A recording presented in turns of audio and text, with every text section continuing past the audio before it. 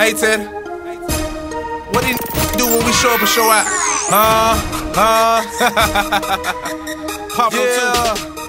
Turn up. Everybody, you know what's good. It is Christopher Martin, the Fashion Plate, right here on 4 Hours with the Fashion Plate. SimicolFM.com, your genre-free radio, and it's all the way live right here after 5 as my interview guest has made his way into the studio. This is none other than recording artist, rapper G-Cess. What's good? What's good, man? I'm here. Happy to be here. You happy to be here? It's another day's work. Right. We putting in big work here today. Man, so happy you could stop by. Just want to let everybody know, man, this guy is putting it down here in the ATL and Georgia, United States. He represents Street Made Entertainment. True. And man, we've been knowing each other for about 3 years, man. Yeah. We collab on a lot of stuff. Yeah, we did an interview at the fashion show. That's right. Yeah. I'm pretty ladies in bed, man. that's what I'm talking about. Can't be mad at that. And the saga continues, man. We're here at SimicolFM.com, man. For all the listeners and the viewers who are tuning in right now, and we thank you so much. Give me a little background, man. I know you're native Georgian. Talk about where you're from, rep the city, all that. We're from Atlanta, west side of Atlanta, be exact. Bankhead area. Okay. Yeah, so that's what we brought up at, We were out here working now. We're in the music field now, trying to make it happen. All right. Now, what are you, mid-20s, somewhere right there? Yeah, mid-20s. Okay. Now, you've seen the Atlanta music scene firsthand. You grew up here. Yeah. What made you want to get in here? When did you know that you had talent and you could do this? Crazy story. Go ahead. I'm gonna be honest. I wasn't, just I ain't started out because I wanted to rap so bad. I love rapping ever since I was 9. I ain't had one of those stories. Okay. I ain't gonna lie. But a friend of mine, he did. Okay. He had that type of story, but he couldn't write. So he a freestyle, but he couldn't actually put the words together on paper. Okay. So when he went in the booth, he couldn't record it. So I started jotting it down for him, just putting, giving him the manuscript. Ghostwrite. He can go in, ghostwrite basically. Gotcha. Then he like, man, you going in? Like, you should do this. Right. I'm like, man, I ain't trying to do that. You know what I mean? So I was out running around. Right. In the streets. Yeah. Yeah. Okay. Yeah. That. I wasn't thinking about that. So I took it serious. Well, I didn't take it seriously. I just started playing around in the booth. Okay. Started a group with my cousin and 2 other partners of mine. Right. 3 years later, started my own label. Right. Here we are. And the rest is history. Now, let's stick with the writing raps, man. And then I'm somebody who couldn't rap to save his life. I heard Mike Epps say one time, the only time you see me rapping is if I get a job at McDonald's and I'm rapping Big Macs. I wish a lot of rappers would say that. Right, got no talent. I'm not rapping. I'll kid around and play and whatnot, but no skills, man. And I'm really amazed at the writing, the metaphors, and the lyrics that, anybody who writes, I don't care if it's a country song, sometimes if you hear the words, you'll feel what that person's saying. Most definitely. So, man, you hear some rappers and they spit, famous, underground or whatever, and to hear you say that, they don't always write all their lyrics. So as somebody who's been a ghostwriter, who's writing for the rapper that you were talking about, and who's somebody who writes their own lyrics, talk about how special of a talent that is, and how much it adds to the lyricist, the fact that you write these things that come from your own background. Oh man, it's special. Like that you can actually just, when you put, and you can tell, the listener can tell. Okay. They can tell when that's real. Right. Because when you deliver it, it's so real, it's so thorough. Right. You can't fake that. Right, you can't deny that he done lived this. Yeah, you can't fake the emotion you get. You can fake the writing. That's easy. Yeah. Anybody can write something, but you can't fake the emotion you get when you spin it. That's what I'm talking about. That's the beauty of it to me. All right, and the reason I say that is because I'm thinking of Rick Ross, man, and some of the problems he done, straight up, some of the problems he done had lately, man, because it's coming out, man, that you ain't really lived this life, or you said, now here you chuckle, so come on, man, go in on Rick. What you got? What you got for me? Oh man, it's crazy. What? You know what I mean? People speak on that. Spit on that. People talk about that every day. That subject come up, but keep doing your job, man. Keep doing your job. I can't get him to start no beef, but I'm gonna go there right now. I feel you though, man. But a couple weeks ago, man, I did this thing called Celebrity Garbage. Okay. 2 or 3 weeks ago, when he got into it down there in Florida, and I kept saying, man, I was going in. I was like, Some dudes live this life, you know what I mean? You rap about this life, and when you cross that line, you know what I'm saying, the dudes who live it may, you know, bring you back to reality, and that's all we're gonna say on that. Yeah. That's all we're gonna say on that. Now, you like I said, grew up here, Bankhead's finest. Yeah, Born Home to be exact. Right. Good shout out to them. Yeah, shout out to Born Home. That's everybody. Why do you think Atlanta, man, is so rich with music talent? Some of the biggest names in the rap game, R&B, both present, past, and you know, probably future. Why it's so rich with musical talent? Give me your own personal opinion. Man, that's a good question. Really, I mean, like for instance, like with the rap right now. Okay. Atlanta party city. Atlanta have fun city. You know what I mean? Everybody want to copy the Atlanta swag. So when everybody copying the swag already, and it's a fun city, make fun records. You know what I mean? That's what everybody really just doing. Exactly. You know what I mean? Get in the booth. If the beat drop right, and we finna have fun, it's out here. Let's go. It's out here. Let's get it. That's what everybody doing right now. And we talked about the lyrics and the beats. That's what I'm talking about too. Some of the people that you work with, man, producer-wise, yourself, who helped add the beats. And we're gonna hear a song from you here in just a little bit when we take the first break on this first interview. But talk about the beats, man, how it infuses the lyrics and both of them work together. Yeah, honestly, like me, when I come to me put together music, I think my big attribute is, my strong suit is hooks. Right. If you don't, to me, if you don't have the hook within 20 seconds, it ain't the right beat. Okay. You should have had the hook like that. Right. It should take you all day. If it takes you all day to put together the hook, it ain't it. That ain't it. Okay. And then it's gonna sound forced. You know what I mean? So that's what I think when it comes, you know, the song structure, whatever. Like the hook, hook gotta be crazy. Got into this, you know, and found out that you were good at it. What was it about it that intrigued you? I mean, was it the girls? Was it the money that you could make? Was it the fact that I could be live on stage? What was it that brought you into this more so? It made me go all the way in. It was a couple things, to be honest with you. Okay. The first time I stepped on stage and the crowd knew every word to at least 5 songs. Right. You know what I mean? I go on stage, they knew every word.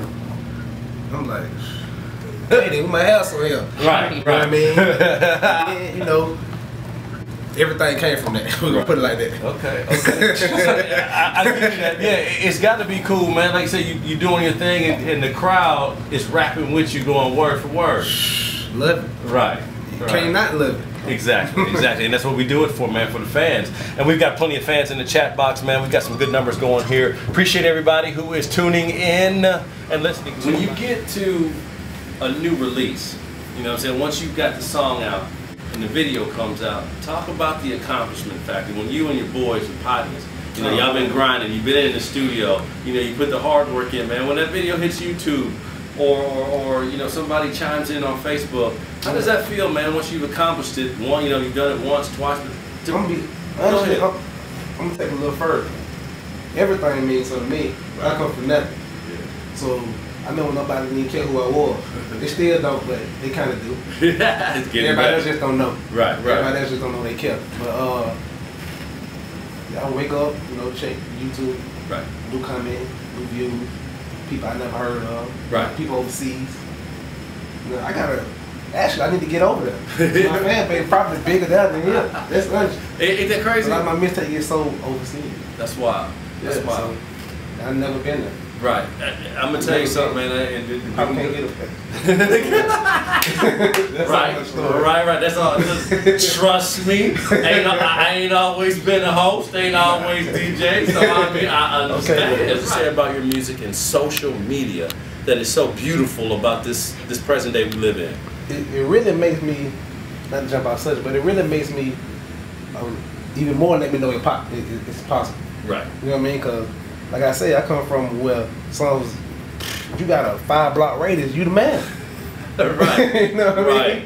You the man. So somebody who never seen you in person touch you, you know, other than the CD cover, probably know what you look like. Right. Love it. I love that. That's what's up, man. That's what's up. And yeah, when you say it like that, man, you let you know, man, I'm doing something right. Yeah, exactly. I'm doing something right. Gotta be possible. Gotta be possible. Now we're gonna hear another song, Witness, here in a little bit. But talk about the mixtape. What you got going on with that? I know that's something real special to you. It's not your first mixtape, but like we were saying, each time you do one, it's an accomplishment. Tell me what's going on with this latest mixtape that's coming out. Actually, on the latest mixtape called Pablo 2. Okay. That's coming out a few months from now. But I got a series of mixtapes coming out before that. Well, not even mixtapes. Like, it's gonna be tapes with like 8 songs on it. My catalog's so crazy right now. Right. Last year I did like almost 200 songs. What? So I'm just gonna throw those out every month until I'm ready to release the Pablo 2 project. 200 songs. So I'm gonna do Michael Jackson. 8 songs. 8 songs a month. 200 songs. This works. Like, hey, this life. Go ahead, man. I'm gonna throw out like 8 songs every month. Right. You know what I mean? Print up a new CD cover. I'm just gonna make an internet download, no hard copies. Right. Of these projects called Preparation. Okay. Know what I'm gonna name Preparation Part 1, Part 2, and so forth. Okay. But throw those out every month, building up the hype, get the visual together, and we're getting more with Pablo 2. That's what I'm talking about, man. You got a plan, you got a plan. Hey, if you don't have a plan, you plan to fail. Every time. 200 songs in 2012, man. I mean, there's 365 days a year, so that's like a song a day, bro. Yeah. I mean, real talk. And really, not, we ain't gonna brag too much. Go ahead. But tell them dirty, we go in the studio 2-hour session. Right. I never had an extended session in my career. I rushed like 5. Right. Get in and get out. 12, it's 8 easy hours, to spend 5 real hours. life. Right. We go in, knock out 4, 5 runs, 2 hours, and get out of there. Right. Hit them over the head.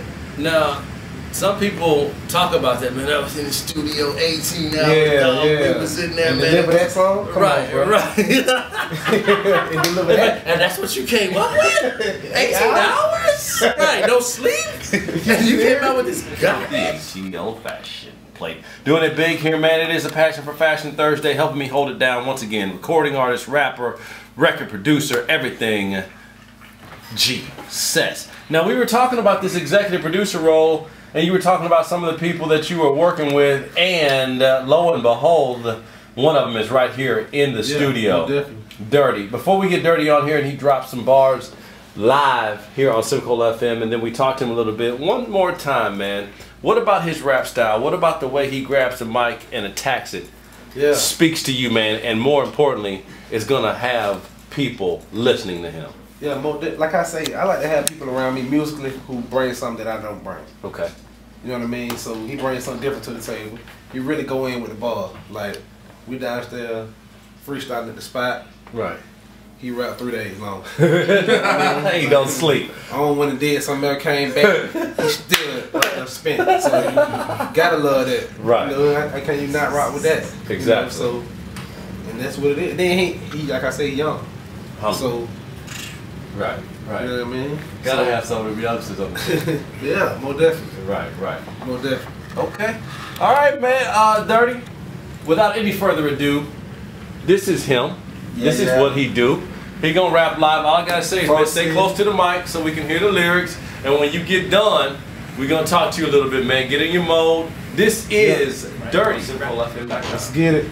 I came to the station in house shoes and pajamas, R.I.P. Sherry Parks. Take a look at me, mama. Used to stand in the cold with the llama. The rock wouldn't fumble. Tap the Lissette, call me Jesse Tugger. The 44 snub nose makeup snuggle. Peppers, the dro so loud, got them huggies. Told him I'm thugging in public and this is what I do. So in the discussion, G-Cess gave me a shot. Like Kobe with 3 seconds, I took my chance. Hey, God had to bless me. I had to stretch the cape. I had to stretch the work. I had to stretch my wrist. I had to stretch the work.